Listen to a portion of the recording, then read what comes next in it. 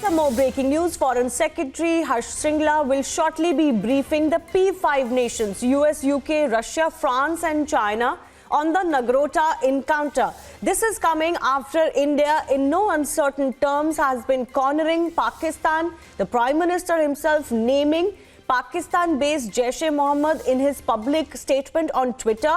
The MEA naming Pakistan and talking about how they cannot fool anyone as far as their direct role is concerned.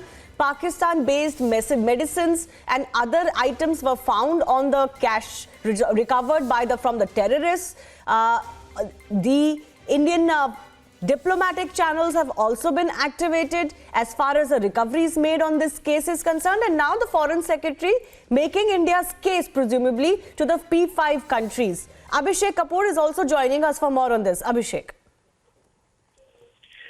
Well, Shivani, we saw how evidence emerged of Pakistani state's direct complicity in the Nagrota terror incident in which an attempt was being made to create a hostage situation and repeat a big terror attack to mark the 26/11 anniversary of the Mumbai terror incident. So I believe the government of India, given the fact that Prime Minister himself came out and tweeted about this to underscore the seriousness of the situation and Pakistani complicity, the Ministry of External Affairs decided to really take it forward, and hence Foreign Secretary has briefed all the ambassadors of and High Commissioners of the P5, the permanent 5 members of the United Nations Security Council here in New Delhi. And in fact, this kind of briefing would be broad-based to include other important nations with credible evidence how Pakistan is speaking in a forked tongue while tries to tell the world that they are clamping down on terror, giving punishment sentences, conviction sentences on Hafiz Saeed to escape blacklisting at FATF, while on the other hand, on the ground, as we saw with the tunnel and the truck, the ammunition, the arsenal, that they were actually complicit in planning a big terror attack. So the world should know, and that's why this diplomatic outreach to make every nation understand Pakistan's involvement and duplicity. Absolutely. Pakistan's involvement really is the crux here. And also, very clearly, India is sending the message, Abhishek, that, even though this attack was foiled, the important thing is that India has taken it very seriously of the designs that Pakistan continues to indulge in. Of course, their direct imprint as far as this foiled terror bid is concerned, but the designs themselves make it a very serious situation because, as all establishment voices have said, a big terror attack was being planned.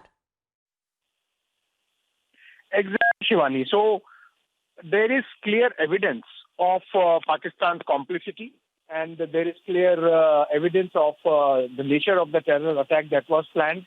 Remember, we showed to the viewers how the terrorists were carrying, for example, painkiller injections of diclofenac. They were carrying enough ammunition to last them a few days if they are in a hostage situation. And the manner in which they were made to transfer across the border through the tunnel that was unearthed by the BSF and the Jammu and Kashmir police yesterday, and the way the truck was being used with a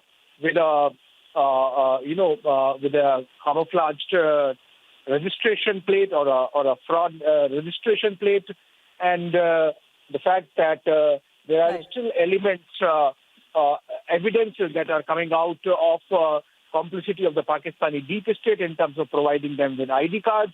It clearly shows that there was meticulous planning that went into it, and strategic support provided to these terrorists of Jaish-e-Mohammed. So Jaish-e-Mohammed being the same organization that carried out the Pulwama terror attack, the government of India and the Ministry of External Affairs decided that they have to scale up and bring out in open the complicity of the Pakistani state, and that's why this outreach.